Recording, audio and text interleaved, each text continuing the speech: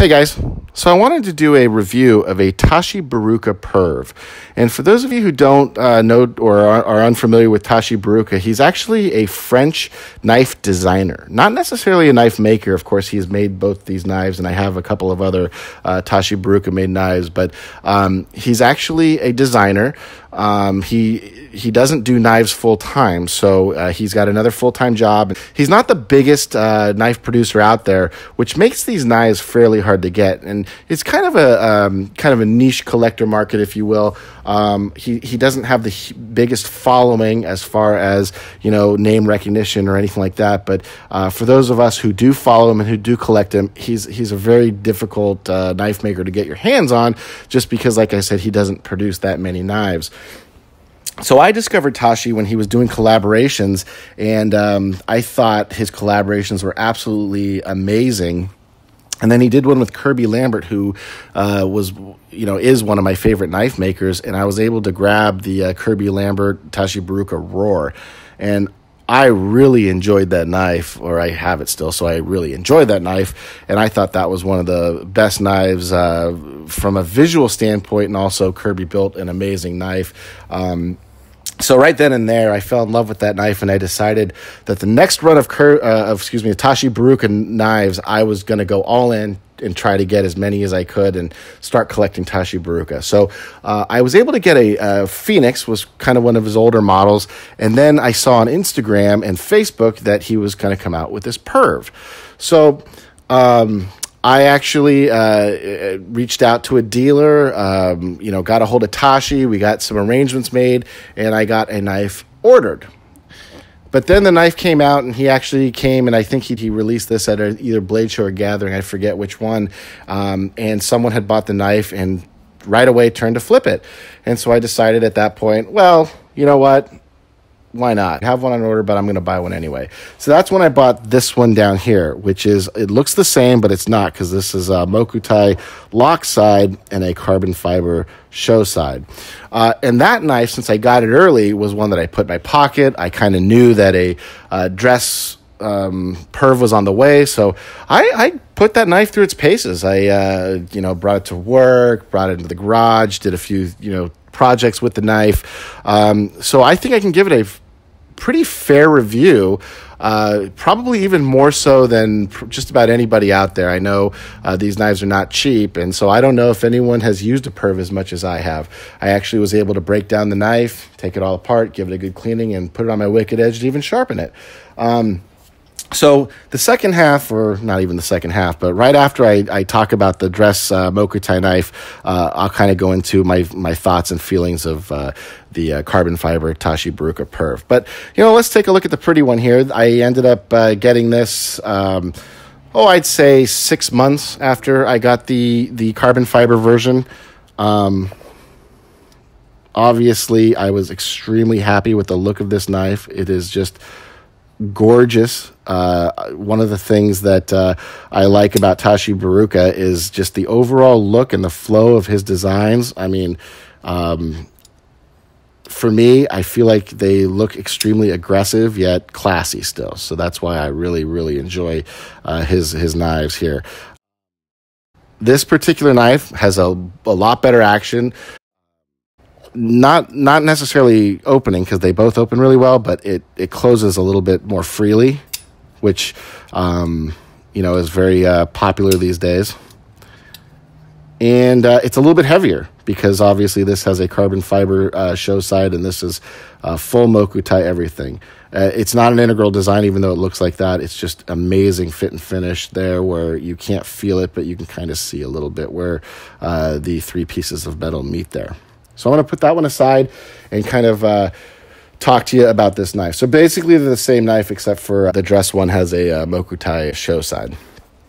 So I got this knife, and I was happy with how it looked, and I was extremely happy with how it felt. It's an extremely light knife. I would say it's probably under 4 ounces. I haven't weighed it, but I wasn't terribly impressed with the action. Now, when I got this particular knife, it was extremely stiff, and it was very hard to close. And that's kind of when I decided I was going to use the knife, because I decided that I was going to open it up, clean it all up. And like I said, I was a second owner, and I bought it probably about 30 days after it came in. So who knows what happened to this knife before the person sold it to me. It was kind of one of my pet peeves in the knife world, where someone gets a knife, beats on it, and sells it for like twice as much as they paid for it. But when I got the knife, I decided, since I had another dress one coming in, I was going to use it. I ended up, like I said, taking it apart and putting it all back together. And one of the things that I noticed, which was very interesting with this knife, was it has one washer on this side, and on the Mokutai side, it runs on bearings. So best of both worlds, right? You got washer and bearings, or worst of both worlds, however you want to look at it. You collect Tashi Bharucha knives because you want something off the beaten path, right? Tashi, like I said, he's a part-time maker, and kind of us guys that collect his knives, it's not a kind of a mainstream knife. So when I opened it up and I saw it, at first I was a little shocked, but I'm like, hey, that's so cool. What a unique knife. Name another knife that has one bearing on the lock side, and then one washer on the show side. So I just thought that was pretty cool. And like I said, with that washer, it feels like a washer-driven knife. It feels like you have to give it some resistance when you close it. It's not a free dropper. The dress one is, and that has, I'm assuming, I have never opened it up, I'm assuming that's two cage bearing system, and that knife will drop freely. Okay, so my thoughts about using this knife. First of all, it's an extremely great slicer, especially after I put my own edge on it. Tashi's knives come fairly sharp. I would probably rank them 6 out of 10, maybe 7 out of 10. I mean, they're not dull in any way, shape, or form, but I feel like the sharpest knives that are out there are like the Rocksteads, if anyone has had a chance to go to a knife shop and dealt with a Rockstead.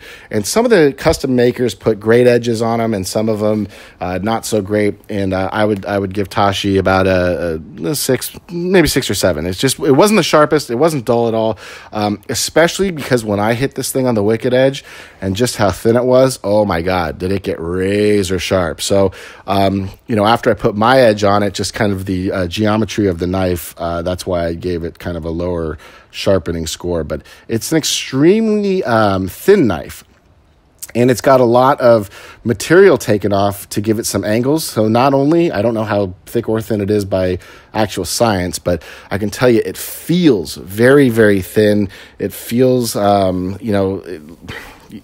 in comparison with my other knives, I don't want to give it the hard use. Not that I would on this particular knife, but certainly I would say it feels very thin when you're using it. So you want to be careful and make sure you don't damage that blade doing something stupid like prying with it or something like that. Other than that, I would say the knife performed exceptionally well, especially with the tip like that. If you're cutting open boxes, cutting open envelopes, very useful blade shape. It's got a pretty, pretty good belly, pretty nice flat surface here. So I would definitely consider this knife to be a slicer, especially with such a thin blade.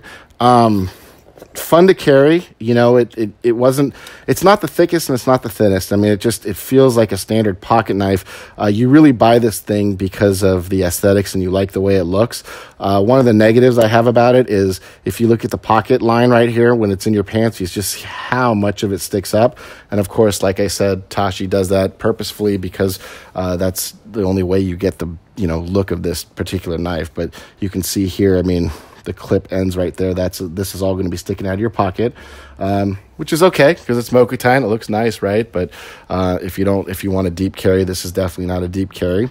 And it does flip very well, but kind of the design, especially in my big hands, when I first got it, especially in the wintertime when it's very dry out, the way it sits in your hand, it's not the most secure feeling knife in the world because the way it curves down here. So you do have to give it some thought to really pinch it good on the pocket clip and make sure you got to have a good hold on it, because a couple times when it was very dry outside and my hands were extremely dry, this didn't want to sit in your hand as well as some other knives do.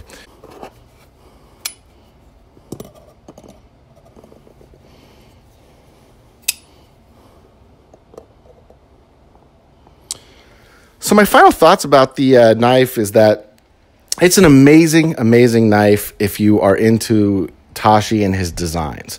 If you're into utility knife, something that's gonna, be easier to get, a little bit cheaper to get, and kind of will perform kind of heavy cutting tasks a little bit better, then, obviously this is not going to be something that you're going to look at. But if you really love the design, kind of like an Aston Martin, right? If you love an Aston Martin and you just really like the design, then there's really no other vehicle out there that's going to do it for you. And so this is kind of where I would put my love for Tashi Bharucha and his designs. When he comes out with stuff, it's almost like I have to have his knives, and if he does a collaboration with one of my favorite makers, then it's a no-brainer. I have to get it. So I think the Perv is really, honestly, one of the cornerstone pieces of my collection. Not only because it's an amazing knife by an amazing designer, but just the artistic value. There's a lot of knives. I've got production knives, and the Medfords, and those are beautiful knives. Don't get me wrong, but at the end of the day, I see them as kind of utility tools, right?